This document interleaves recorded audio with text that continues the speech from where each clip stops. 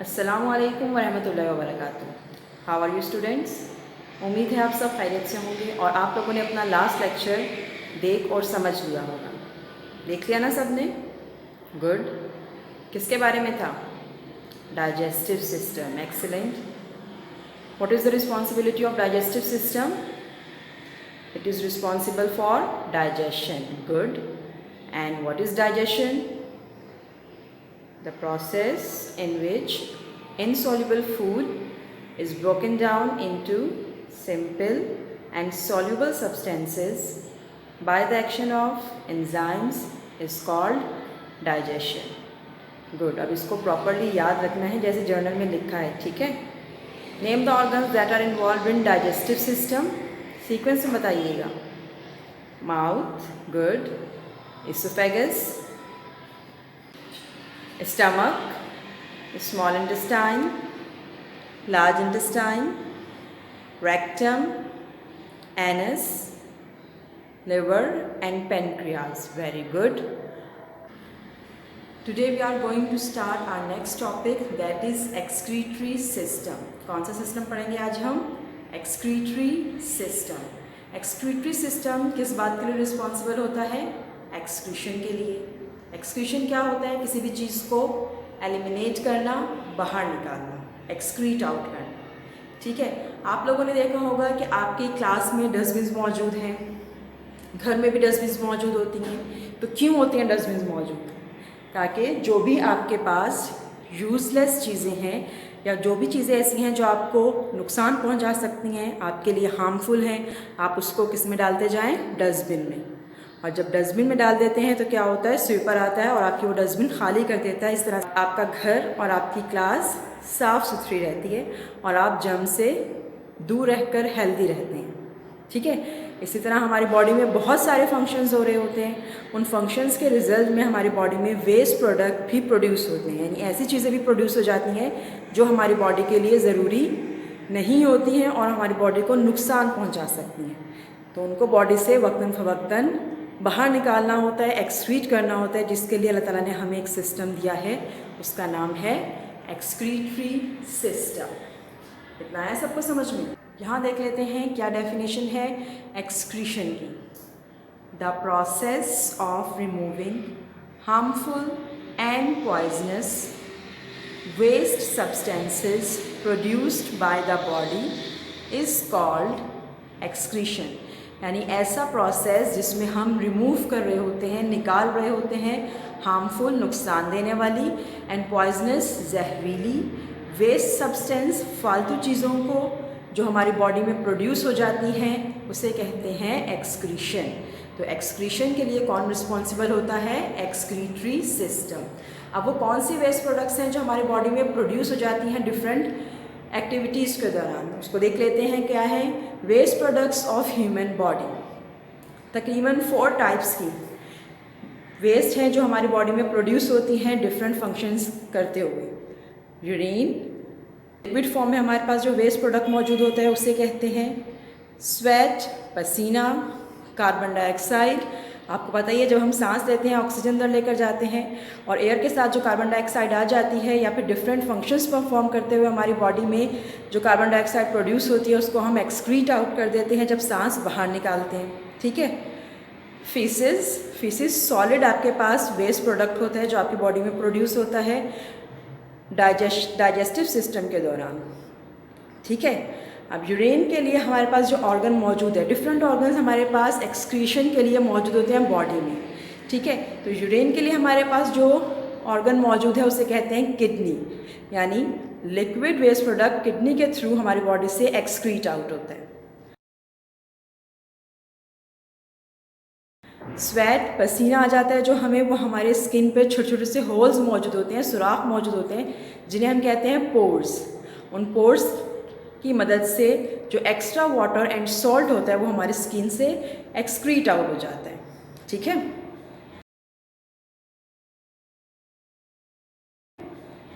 Third one is carbon dioxide. Carbon dioxide वो gas है जो हमारी बॉडी के लिए हार्मफुल होती है और उसे हम रेस्पिरेटरी सिस्टम में लंग्स के ज़रिए बॉडी से एक्सक्रीट आउट कर देते हैं, बाहर निकाल देते हैं। Last one is faces. Faces क्या होता है? डाइजेस्टिव सिस्टम में आपने पढ़ा था कि वो फूड जो डाइजेस्ट नहीं होता, अनडाइजेस्टेड रहता है, बॉडी के लिए हार्मफुल बन जाता है, यूजलेस हो जाता है, उसको हम क्या करते हैं, लार्ज इंटेस्टाइन के पार्ट एनस के थ्रू बॉडी से एक्सक्रीट कर देते हैं, एक्सपेल कर देते हैं, बाहर निकाल देते हैं, ताकि हमारी बॉडी क्या रहे, हेल्दी और अपनी तमाम वाइटल एक्टिविटीज़ को परफॉर्म कर सके। ठीक है, इतना है समझ में। अब आज जो हम फोकस करेंगे, बात करेंगे, वो है यूरेन के बारे में। यानी यूरेन जो वेस्ट प्रोडक्ट है उसको हम किस तरह से अपनी बॉडी से एक्सक्रीट आउट करते हैं एक्सक्रीटरी सिस्टम के थ्रू। तो वो ऑर्गन्स जो एक्सक्रीटरी सिस्टम में इन्वॉल्व होते हैं वो कौन कौन से हैं, आइए देख लेते हैं। Organs of excretory system: kidneys, ureters, urinary bladder, urethra. मेरे साथ पढ़िएगा दोबारा। किडनीज, यूरेटर्स, यूरिनरी ब्लैडर, ठीक है, यूरेथ्रा। ये 4 आपके पास ऑर्गन्स मौजूद हैं जो यूरेन को, यानी लिक्विड जो आपके पास वेस्ट प्रोडक्ट मौजूद है लिक्विड फॉर्म में, उसको हमारी बॉडी से निकालने में हेल्प करते हैं। ठीक है, डायग्राम में देख लेते हैं। This is human excretory system. कौन सा सिस्टम है हमारे पास? ये human excretory system. Human excretory system में आपको नज़र आ रहा है यहाँ पर 2 किडनीज। किडनीज हमारे पास पेयर्ड होंगे, यानी पेयर का मतलब है 2 होंगे हमेशा। अभी आपको देखें किडनी नज़र आ रहा है बीन शेप, बीन की तरह का है। जैसे आप लोग लोबिया को देख लीजिए, उसी शेप का हमारे पास ये किडनी होता है, इसलिए हम कहते हैं कि इसकी शेप कैसी है, बीन शेप, और ये रेडिश कलर में हमारे पास मौजूद होता है। ठीक है, this one is right kidney and this one is left kidney. Kidney के बाद आपके पास ये 2 ट्यूब्स आपको नज़र आ रही हैं, लॉन्ग ट्यूब लाइक स्ट्रक्चर। ठीक है, ये भी पेयर में मौजूद हैं, राइट एंड लेफ्ट, और इनको कहते हैं यूरेटर। क्या कहते हैं? यूरेटर। ये आपका राइट यूरेटर हो जाएगा और ये आपका लेफ्ट यूरेटर। डन। अब ये दोनों ट्यूब्स किडनी से आ रही हैं एक बैलून लाइक स्ट्रक्चर के पास। वो बैलून लाइक स्ट्रक्चर को हम कहते हैं यूरिनरी ब्लैडर। क्या नाम है इसका? Urinary bladder. ठीक है, अब यहाँ पर क्या होता है, आपके पास जो यूरिन होता है, जो लिक्विड वेस्ट प्रोडक्ट होता है, वो स्टोर हो जाता है, और जब बॉडी को ज़रूरत पड़ती है तो वो बॉडी से एक्सक्रीट आउट हो जाता है, एक्सपेल हो जाता है एक और स्ट्रक्चर के थ्रू जो स्मॉल ट्यूब लाइक है और उसमें ओपनिंग मौजूद है। इसे कहते हैं urethra. Small tube like structure with an opening is called urethra, और इसके ज़रिए क्या होता है, हमारी बॉडी से यूरिन पास आउट हो जाता है। ठीक है, तो कौन कौन से ऑर्गन्स हैं? Kidneys, ureter, urinary bladder and urethra. समझ में आया इतना? अब इसका प्रोसेस देख लेते हैं। आपके पास क्या होता है, हमने कहा था जो हार्ट से ऑर्गन्स तक लेकर जा रही होती हैं ब्लड को ऑक्सीजनेटेड, वो होती हैं आर्टरीज। ठीक है, तो हमारे पास जो ब्लड आएगा किडनी में हार्ट से, वो जिस आर्टरी के थ्रू आएगा उसका नाम क्या है? Renal artery. ठीक है, हार्ट किडनीज को ब्लड दे रहा है किसके ज़रिए? रीनल आर्टरी के ज़रिए। ठीक है, और जब किडनी से वापस जाएगा ब्लड जो कि इम्प्योर होगा, डीऑक्सीजनेटेड होगा, तो वो किसके ज़रिए जाएगा? इस ब्लू ब्लड वेसल के ज़रिए, जिसे हम कहते हैं रीनल वेन। ठीक है, इतना है समझ में? प्रोसेस देख लेते हैं आप इसका। जी, तो क्या होता है, ह्यूमन एक्सक्रीटरी सिस्टम के प्रोसेस में ब्लड हमारे पास आ रहा होता है हार्ट से रीनल आर्टरी के थ्रू किडनीज़ में। ब्लड के अंदर जो इम्प्योरिटीज़ होती हैं, वेस्ट सब्सटेंसेस होती हैं, किडनीज़ क्या करता है, उनको फ़िल्टर करता है, यानी उसकी सफाई करता है, वेस्ट प्रोडक्ट्स अपने पास रख लेता है, जो कि वो किसके ज़रिए, इन दोनों ट्यूब्स जिसे हम कहते हैं यूरेटर, इनके थ्रू भेज देता है। कहाँ पर? यूरिनरी ब्लैडर में। ठीक है, ये जो आपके पास लिक्विड वेस्ट किडनी ने फिल्टर कर लिया था, वो किडनी से कहाँ जाएगा? यूरेटर के थ्रू यूरिनरी ब्लैडर में। ठीक है, यहाँ पर स्टोर हो जाएगा कुछ टाइम के लिए, और जैसे ही बॉडी को ज़रूरत पड़ेगी एक्सक्रीट आउट करने की, तो वो ये स्मॉल ओपनिंग जो है, स्मॉल ट्यूब में जो आपको एक होल नज़र आ रहा है ओपनिंग की फॉर्म में, जिसे हम यूरेथ्रा कहते हैं, इसके थ्रू बॉडी से एक्सक्रीट आउट कर देगा। ठीक है, तो हमारे पास जो लिक्विड वेस्ट है वो कहाँ से आ रहा होता है? किडनी में उसकी प्योरीफिकेशन होती है। ठीक है, ब्लड की, और जो लिक्विड वेस्ट प्रोडक्ट होता है वो आ जाता है हमारे पास यूरेटर के थ्रू ब्लैडर में, यहाँ कुछ टाइम तक स्टोर रहता है, और जब बॉडी को एक्सक्रीट आउट करने की ज़रूरत पड़ती है, बॉडी से बाहर भेजने की ज़रूरत पड़ती है, तो वो यूरेथ्रा के ज़रिए बॉडी से उसको एक्सपेल कर देता है, बाहर निकाल देता है। इतना है सबको समझ में?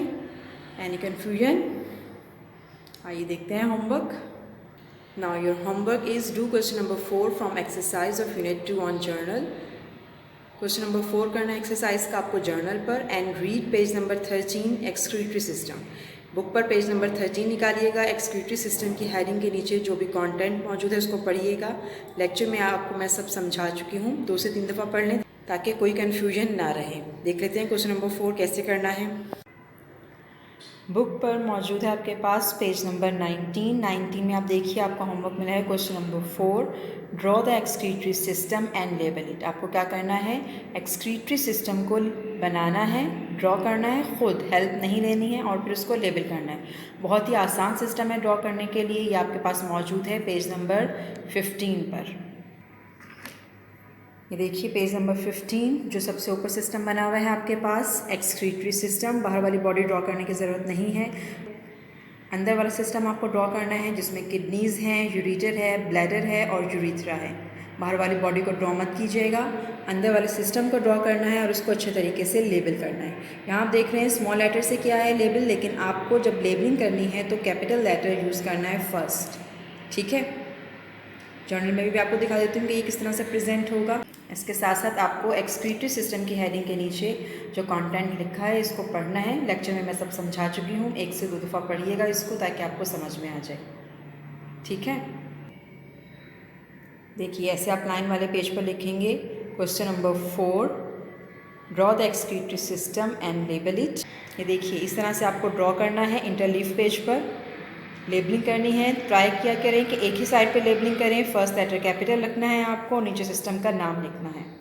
ठीक है, खुद ड्रॉ करना है, खुद लेबलिंग करनी है। उम्मीद है आपको समझ में आ गया होगा आज का लेक्चर भी, और होमवर्क कैसे करना है वो भी।